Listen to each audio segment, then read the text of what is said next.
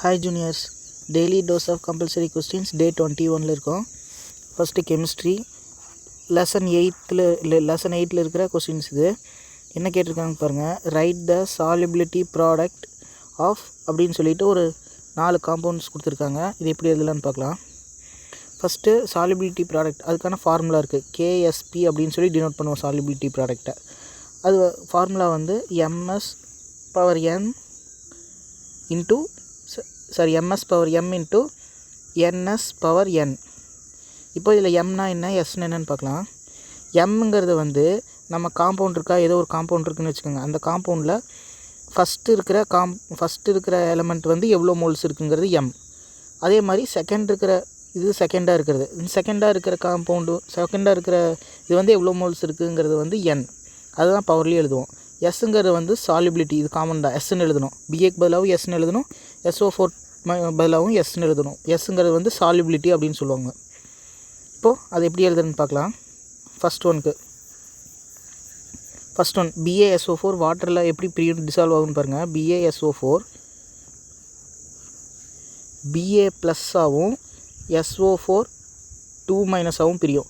இது ஃபுல்லாக சேர்த்து ஒரே என்டிட்டியாக தான் கன்சிடர் பண்ணணும் நம்ம, ஓகேங்களா. இப்போ இது எப்படி பிரியும்னு எழுதிட்டோம்.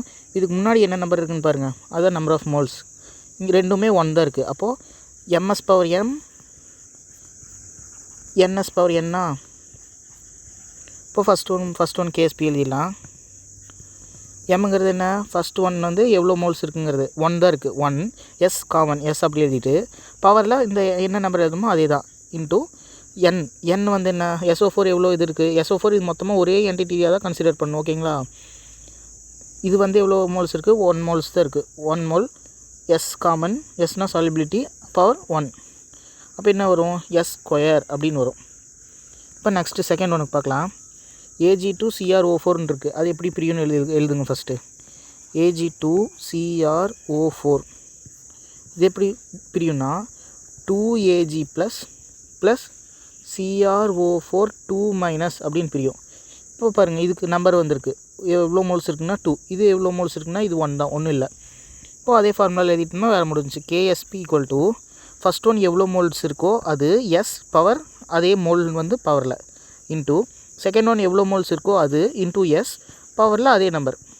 இப்போ என்ன வரும், 2 2s are 4 S² into S என்ன வரும், 4S³.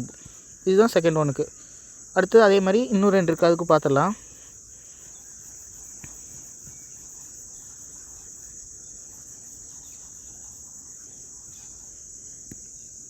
Ca3PO4 2 எப்படி பிரியும்னு பாருங்கள்.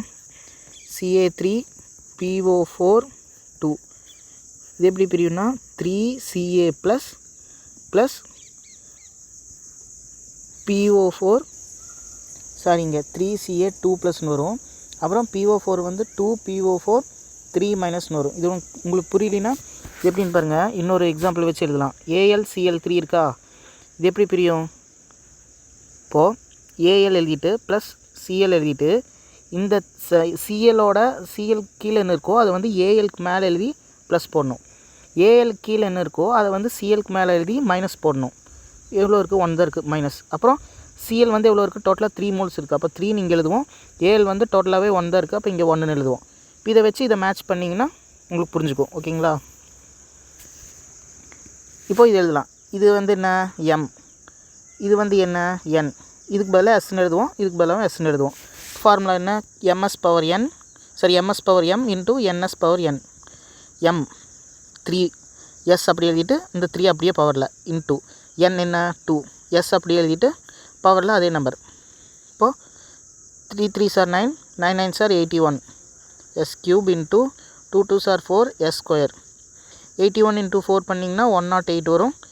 S3 into S power 3 into S power 2 பண்ணிங்கன்னா S power 5 வரும். இதுதான் கேஎஸ்பி வேல்யூ. எதுக்கு, Ca3PO4 2-க்கு.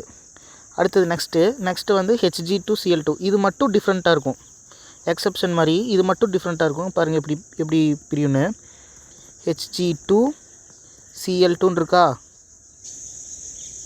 இது வந்து Hg2 ப்ளஸ் இது ரெண்டும் சேர்ந்து தான். ஹெச்ஜிங்கிறது வந்து இங்கே 2 Hg இருக்குது, இது ரெண்டும் சேர்ந்து தான் ஒரு பாசிட்டிவ் சார்ஜுக்கு கான்ட்ரிபியூட் பண்ணுது. அதனால் இது ஒன்று மட்டும் டிஃப்ரெண்ட்டாக வரும். ஓகேங்களா? ப்ளஸ் Cl நார்மலாக தான் 2Cl மைனஸ். இப்போ இதுக்கு எப்படி எழுதுதுன்னு பார்க்கலாம். இதுக்கு முன்னாடி ஒன்று இல்லையா 1, இதுக்கு முன்னாடி என்ன இருக்குது 2.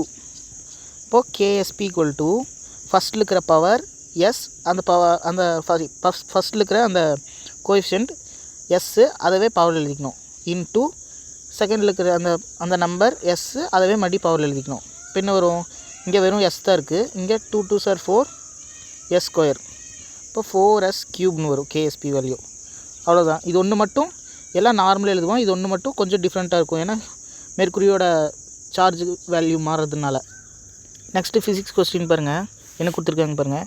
If the relative permeability and relative permittivity of a medium சொல்லிட்டு 2 கொடுத்துட்டாங்க. இப்போ என்ன கேட்குறாங்கன்னா, speed of electromagnetic wave in this medium. Electromagnetic வேவோட ஸ்பீட் என்னன்னு கேட்குறாங்க. ரிலேட்டிவ் பெர்மியபிலிட்டியும் ரிலேட்டிவ் பெர்மிட்டிவிட்டியும் கொடுத்துட்டாங்க. அது ரெண்டும் என்னென்ன ஃபஸ்ட் எடுத்து எழுதிங்களா. ரிலேட்டிவ் பெர்மியபிலிட்டினா μr அப்படின்னு சொல்லுவோம். இது வந்து 3rd லெசனில் படிச்சிருப்பீங்க. அது என்னென்னு கொடுத்துருக்காங்க. First one 1.0. இப்போது ரிலேட்டிவ் பெர்மிட்டிவிட்டி இது இங்கே படித்தோம், ஃபஸ்ட் லெசனில் படித்தோம். அது வந்து மியூன்னு சொல்லக்கூடாது, அது வந்து எப்சிலான். ரிலேட்டிவ்ங்கிறதுனால ஆர் போட்டிருக்கிறோம். அதனோட வேல்யூ என்ன 2.25. இப்போ என்ன கேட்குறாங்கன்னா, ஸ்பீட் ஆஃப் எலக்ட்ரோமேக்னெட்டிக் வேவ், அதாவது வி என்னன்னு கேட்குறாங்க. இப்போது நம்மளுக்கு ஒரு சிம்பிள் ஃபார்முலா தெரியணும். n equal to square root of μr epsilon R. இதே எண்ணுக்கு இன்னொரு ஃபார்முலாவும் இருக்குது, C/V. இப்போது நம்மளுக்கு என்னென்ன இருக்குதுன்னு பாருங்கள். μr ER இருக்கா, μr ER இருக்குது. என்ன கேட்டிருக்கிறாங்க, speed of electromagnetic wave V கேட்டிருக்கிறாங்க. இப்போ இது ரெண்டையும் ரிலேட் பண்ணி தான் நம்ம ஃபார்முலா எழுத போகிறோம், சம் போட போகிறோம். ரெண்டும் என் தானே, அப்போ இது ரெண்டையும் ஈக்குவேட் பண்ணிக்கலாமா. இது ரெண்டு என்னங்கனால இது ரெண்டையும் ஈக்குவேட் பண்ணிக்கலாம். Square root of μr ER equal to C/V. இது தெரியுமா, μr எப்சிலான் ஆர். μr வந்து 1, epsilon R 2.25 equal to C speed of light தெரியுமா, 3 × 10⁸/V. இப்போ இதை எழுதிக்கலாம். என்னென்னு 1 × 2.25 வெறும் அதை அப்படியே பாருங்கள், 225 எழுதிட்டு 10⁻⁻2 அப்படின்னு எழுதிக்கலாமா, ஈக்குவல் டு 3 × 10⁸/V. இப்போ 225க்கு ரூட் எடுத்திங்கன்னா 15 வரும். 10⁻⁻2க்கு ரூட் எடுத்திங்கன்னா 10⁻⁻1 வரும். இப்போ மேலே இருக்கிற 3 × 10⁸/V. இப்போ நம்மளுக்கு V தானே வேணும். V மேலே கொண்டு போயிட்டு இதை கீழே கொண்டு வந்துடலாம். V is equal to 3/15 to 10⁻⁻1 மேலே 10⁻8 இருக்குது.